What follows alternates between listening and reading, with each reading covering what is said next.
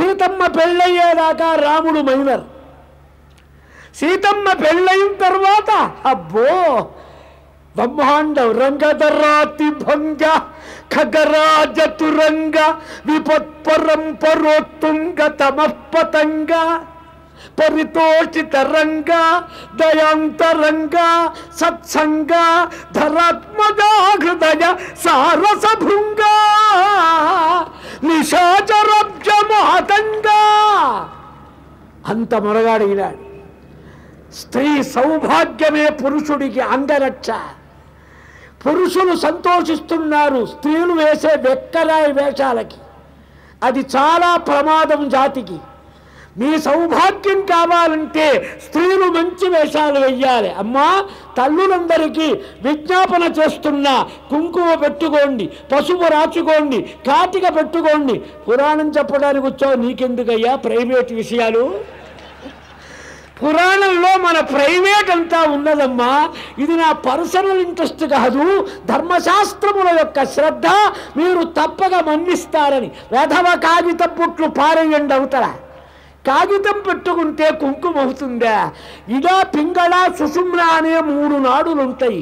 అందులో ఈ మధ్యనాది చాలా ప్రకోపంగా ఉంటుంది. స్త్రీలకు మన ఋషుల యొక్క సైన్సు. దానికి పసుపుతో కూడిన కుంకుమ గనక పెడితే ఆ నాడి ప్రసవం పొందుతుంది, జ్ఞానం ఇస్తుంది, కాన్సల్టేషన్ ఇస్తుంది, సౌభాగ్యం ఇస్తుంది, రక్త ప్రసారం ఇస్తుంది. వైద్యశాస్త్ర రీత్యా కాగితం పెట్టుకుంటే మచ్చ పడుతుంది, ఏం ఉండదు వేరే. కాబట్టి స్త్రీ ధర్మం బాగా గుర్తుంచుకోవడం సమాజానికి అవసరం కనుక మాటలో మాట 4 మాటలు మనవి చేశా. పుష్పవత్సు ధ్రువాశ్రీ. ఎందుకు వచ్చారు మీరు? మీరెవ్వరు? మీ శత్రువులం. మాకు మీకు శత్రుత్వం ఎక్కడిది? నేను వసుదేవ కుమారుణ్ణి కృష్ణుణ్ణి గుర్తొచ్చిందా? మా మేనత్త కొడుకుడు వీడు భీముడు, వాడు అర్జునుడు. ఎందుకు వచ్చారు? సాటి రాజవంశాల మహాప్రభువులను దుర్మదాంధుడవై అవివేకంతో నీ క్రౌర్యం హింసాభావంతో బందీలుగా చేశావు. వాళ్ళను వదిలిపెట్టాలని చెప్పడానికి వచ్చావు. అట్లాగా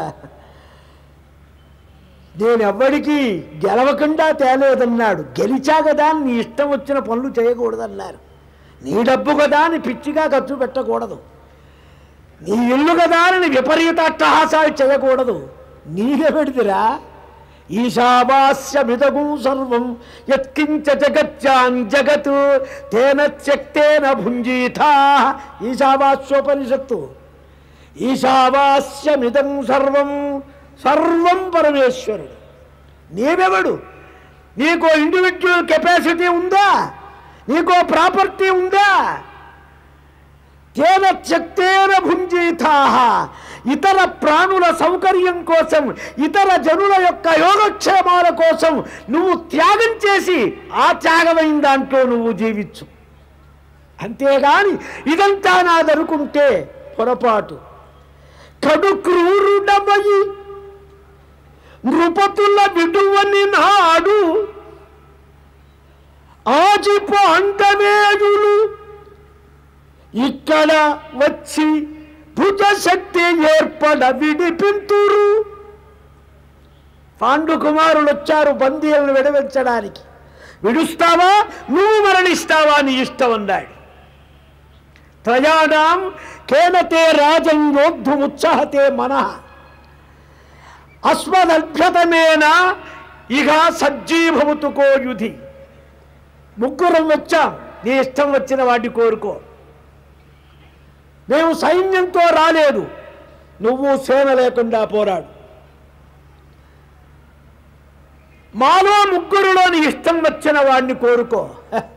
నాకేం లెక్కన్నాడు. 3 వచ్చినా ఇబ్బంది లేదన్నాడు. కృష్ణ, నీ సంగతి నాకు వెనకే తెలుసు, నువ్వు ఒక్కర్లేదన్నాడు. అర్జునుడు వీడు పాపం మైనర్, చిన్నవాడు. కొట్టినా పెద్దవాడి చేత, కొట్టుడు తిన్నా పెద్దవాడి చేత తినాలి. ఆ భీముడు నాకు ఉజ్జి అన్నాడు. యుద్ధం మొదలుపెట్టారు.